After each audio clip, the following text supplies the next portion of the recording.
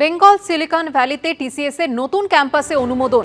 New টাউনে এনকেডি এর 20 acre জমিতে ফেজ 1 বিল্ডিং। প্রথম পর্যায়ে 9 লক্ষ স্কয়ার ফুটের 11 তলা অফিস। নতুন ক্যাম্পাসে কর্মসংস্থান হবে 5,000-এর। মুখ্যমন্ত্রী এমনটাই জানিয়েছেন। ক্যাম্পাসের দ্বিতীয় পর্যায়ে আরো 20,000 কর্মসংস্থান।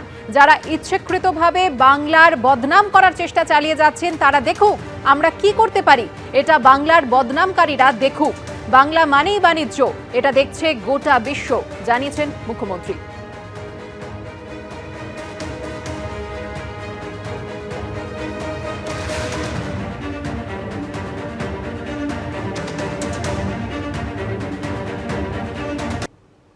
সাতাশে জুনের মধ্যে রাজ্য সরকারকে কর্মচারীদের বকেয়া ডিএর 25% দিয়ে দিতে হবে, এমনই নির্দেশ দিয়েছে সুপ্রিম কোর্ট। কিন্তু এখনো পর্যন্ত ডিএ দেওয়া নিয়ে কোনো বিজ্ঞপ্তি জারি করেনি রাজ্য সরকার, যার ফলে দ্বন্দ্বে রয়েছেন পশ্চিমবঙ্গের রাজ্য সরকারি কর্মচারীরা।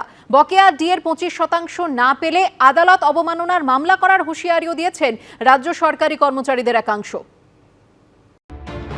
16 মে ডিএ মামলায় সুপ্রিম কোর্ট নির্দেশ দিয়েছে 2009 থেকে 2019 সাল পর্যন্ত রাজ্য সরকারি কর্মীদের যে পরিমাণ ডিএ বকেয়া রয়েছে তার 25% রাজ্য সরকারকে মিটিয়ে দিতে হবে। সুপ্রিম কোর্টে দেওয়া সময়সীমা শেষ হচ্ছে 27শে জুন, অর্থাৎ বাকি আর মাত্র 3 দিন।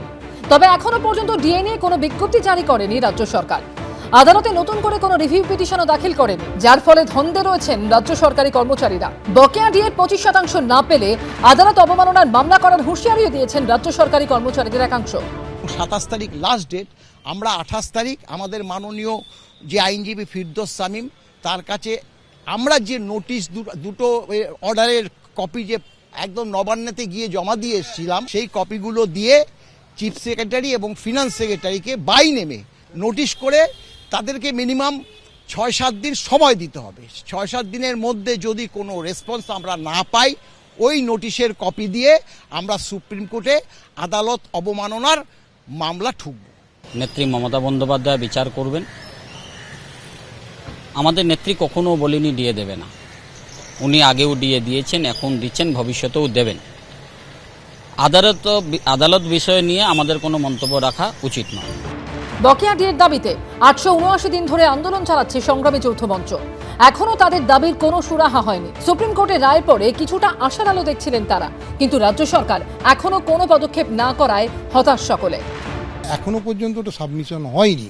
সাবমিশন যখন হয়নি এখনো পর্যন্ত, মানে বোঝাই যাচ্ছে লাস্ট ডেটেতে ওরা ওই মেল করে ওইটা ইয়ে করবে।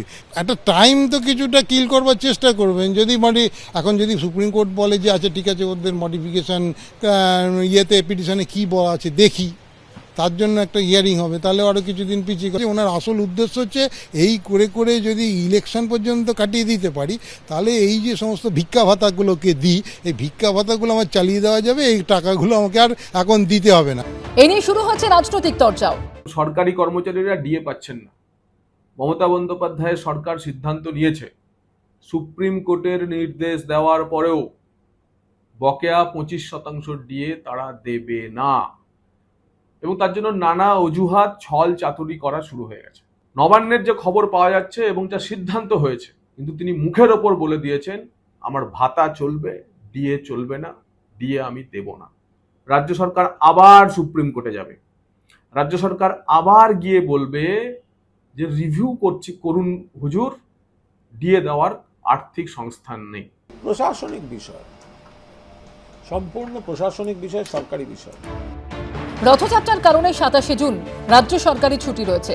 তবে নবান্ন সূত্রে খবর, সোমবারও বকেয়া ডিএর বিষয় নিয়ে উচ্চ পর্যায়ের বৈঠক হয়েছে। নির্ধারিত সময়ের আগে সুপ্রিম কোর্টের গাইডলাইন নিয়ে অবস্থান স্পষ্ট করতে পারে রাজ্য সরকার। 2009 থেকে 2019 পর্যন্ত রাজ্য সরকারি কর্মীদের বকেয়া ডিএর 25% দেওয়া হতে পারে তাদের পিএফ অ্যাকাউন্টে। অবসরপ্রাপ্ত কর্মীদের বকেয়া ডিএর 25% দেওয়া হতে পারে তাদের ব্যাংক অ্যাকাউন্টে। সেই সব দিক কি বিজ্ঞপ্তি জারি হয়, সেদিকেই তাকিয়ে সরকারি কর্মচারীরা। অনির্বাণ বিশ্বাস ও আশাবুল হোসেনের রিপোর্ট, এবিপি আনন্দ, কলকাতা।